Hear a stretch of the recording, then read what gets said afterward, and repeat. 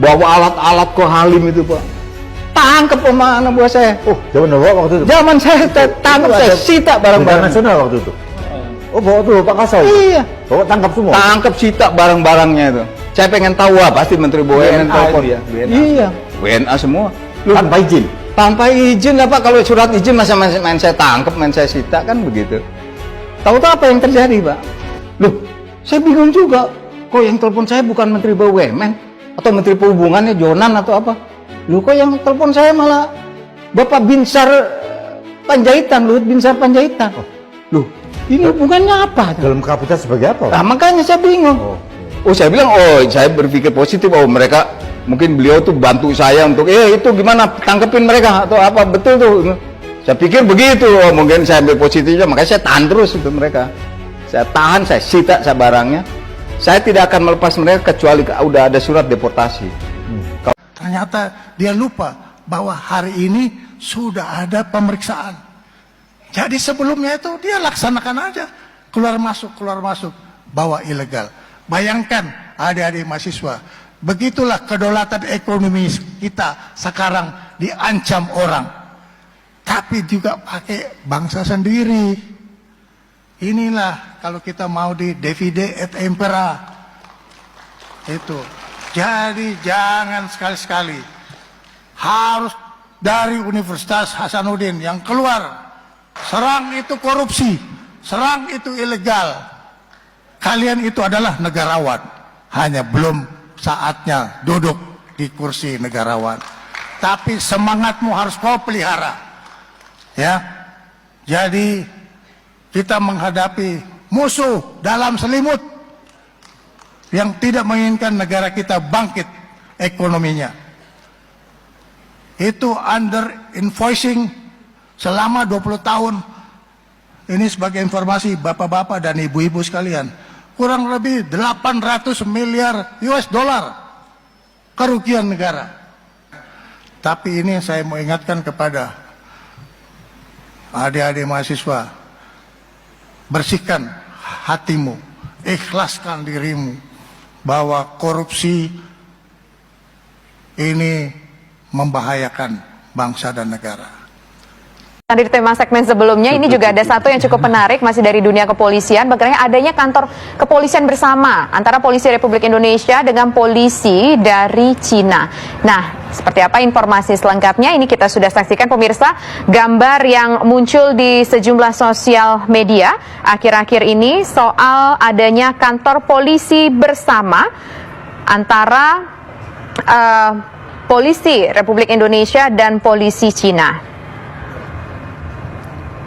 Dan itu terlihat pemirsa, foto plakat kantor polisi tadi sudah kita lihat sebelumnya, polisi bersama dengan yang bertuliskan Kepolisian Negara Republik Indonesia Provinsi Kalimantan Barat, Kabupaten Ketapang, dan Biro Keamanan Publik Republik Rakyat Tiongkok Provinsi Jiangsu, Resor Souzhou, di mana foto bersama rombongan kepolisian Resor Souzhou dengan Kapolres Ketapang ini menjadi viral di media sosial. Beragam opini datang dari pengguna medsos jika ada kerjasama antara kepolisian Resor Souzhou dengan Polres Ketapang Kalimantan Barat.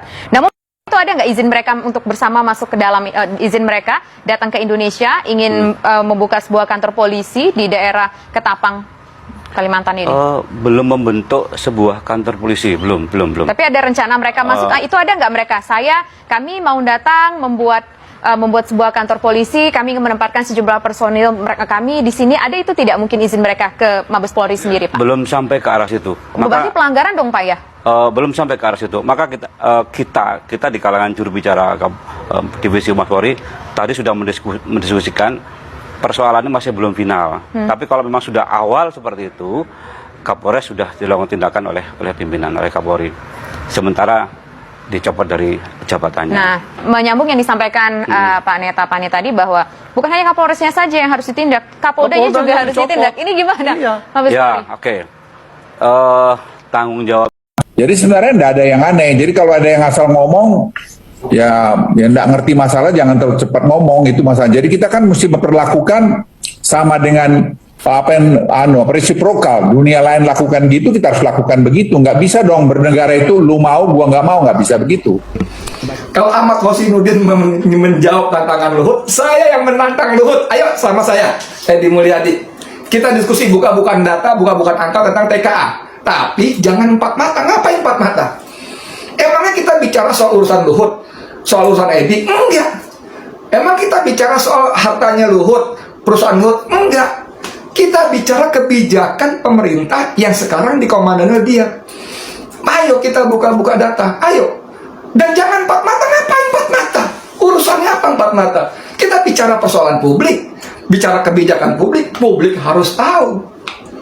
Empat mata. Orang akan mengatakan, oh si Edi bicara empat mata.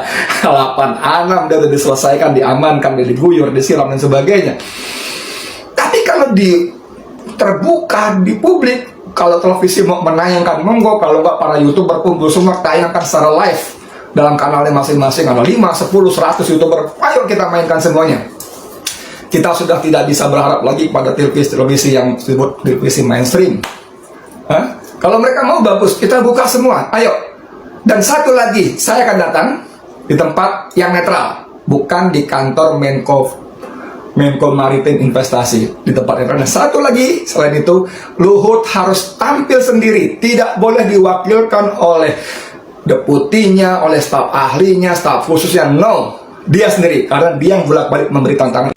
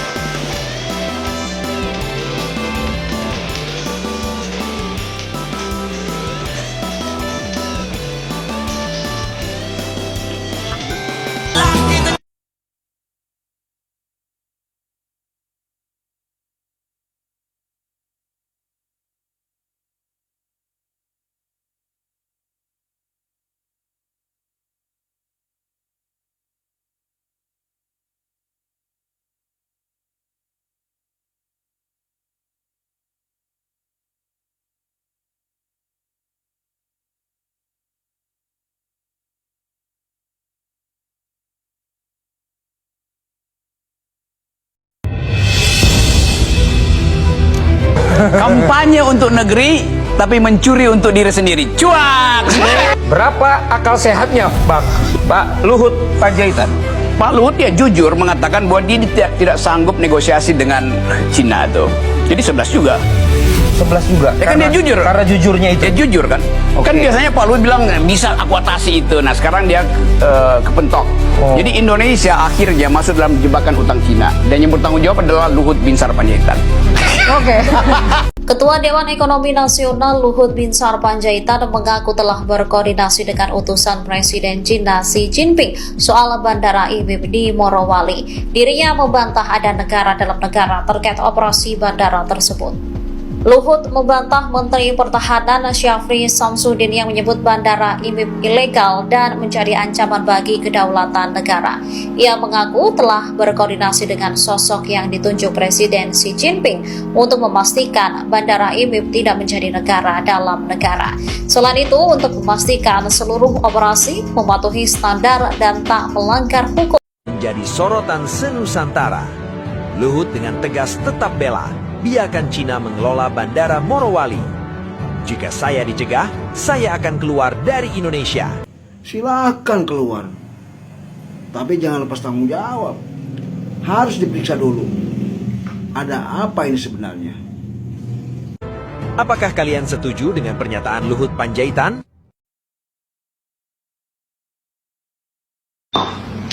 大家好，你好，我来自我介绍一下，我叫赖，我的中文名字叫王清源，我是一名警察，我今年20岁，我来自宁布鲁，我的爱好是唱歌，你觉得我长得像中国人吗？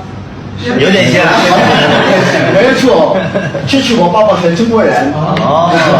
不过他在印度尼西亚出生的，我本来不会说中文。到印度尼西亚国家警察医院学院以后我才学习中文。我的梦想就是我要去中国，以后对不起。中国干嘛？学中文吗？还是什么？以外，我也想朝我的。Viral setelah menerima laporan adanya dugaan penempatan tenaga kerja asing tanpa izin di area sekitar PT IMIP Morowali, Menhan pun sontak memberikan tanggapan resmi. Saudara-saudara sekalian, setelah menerima laporan, saya langsung mengirim tim untuk memeriksa lokasi yang dimaksud. Dan benar, kami menemukan area terpencil di dalam hutan yang digunakan untuk menampung pekerja asing tanpa izin. Fasilitas itu tidak terdaftar, tidak dilaporkan, dan memiliki pengamanan internal yang mencurigakan. Ini jelas pelanggaran. Kami telah memerintahkan audit penuh semua fasilitas termasuk area yang sebelumnya ditutup dari pemeriksaan wajib dibuka. Tidak ada yang boleh menghalangi penyelidikan. Negara akan bertindak. Dan saya pastikan tidak ada satupun yang bisa bermain-main dengan hukum. Dalam keterangannya, Sang Menhan juga menegaskan bahwa Indonesia bukan tempat bagi praktik ilegal, penyembunyian tenaga kerja, atau manipulasi dokumen. Siapapun yang terlibat akan diproses tanpa pengecualian. Ketuk-ketuk layar jika kalian mendukung kasus ini harus diusut tuntas. Mantan karyawan PT IMIP dilansir dari kanal YouTube Rakyat Bersuara, mengatakan bahwa pekerja asing asal Cina, termasuk tukang sapu di PT IMIP, jumlahnya setara dengan warga satu kecamatan Bahodopi, Morowali, Sulawesi Tengah. Ternyata jumlahnya sebanyak itu. Kok katanya semua tenaga ahli? langsung ke sana. Langsung ke situ. Langsung ke belakang aja lo, naik.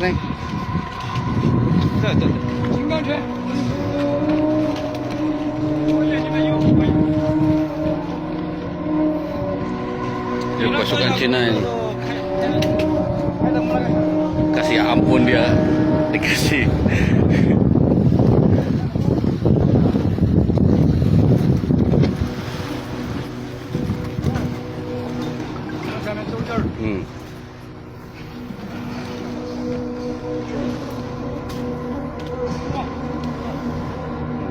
Ada artis juga.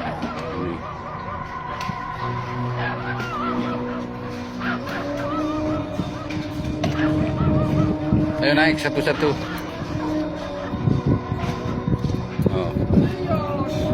Oh, biar mereka ke bulan usia.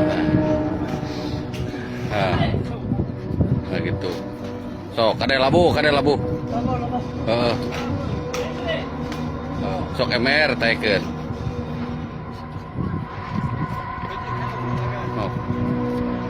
Sok kasep balageun. Sing betah di Indonesia.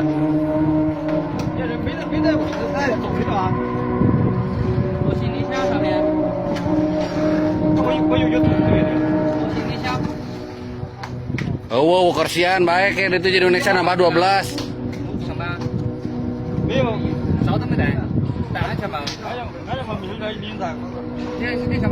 Oh, sok buru naik buru.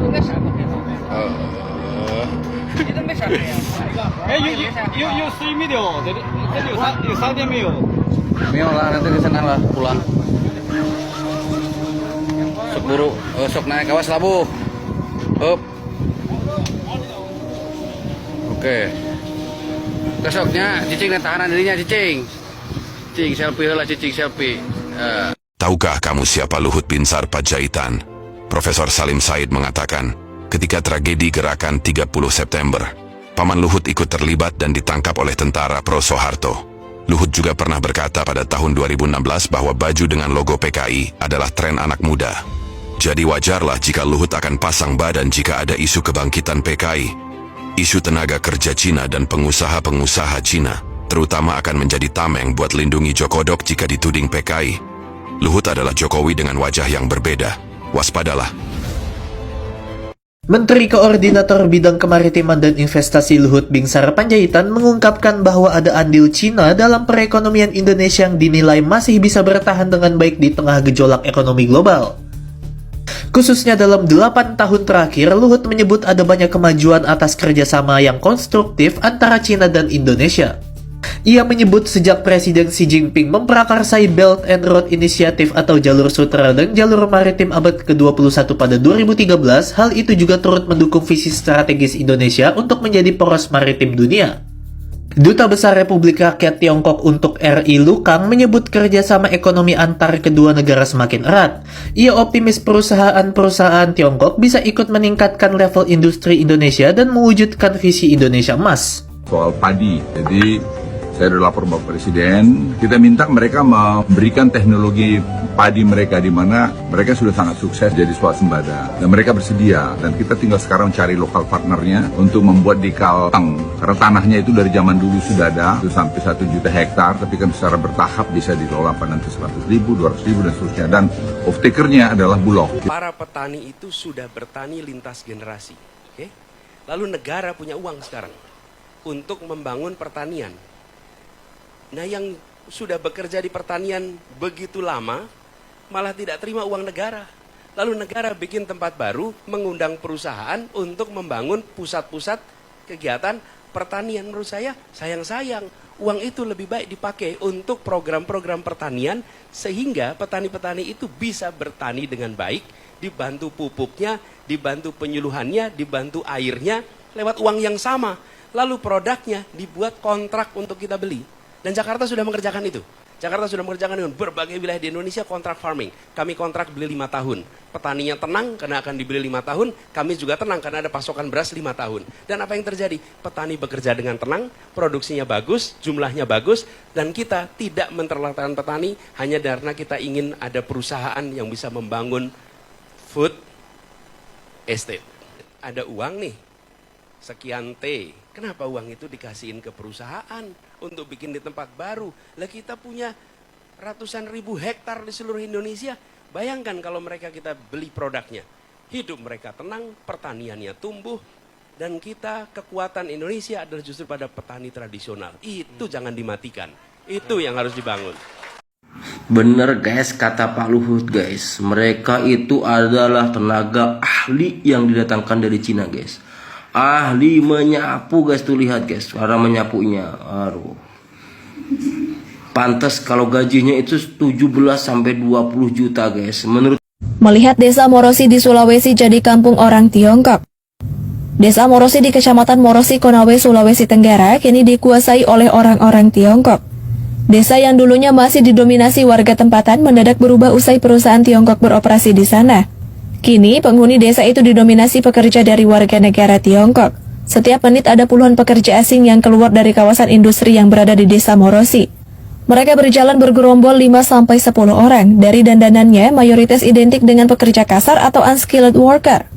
Penampilan mereka sangat sederhana, bahkan bisa disebut kucel. Sebagian besar mengenakan kaos oblong dan celana training.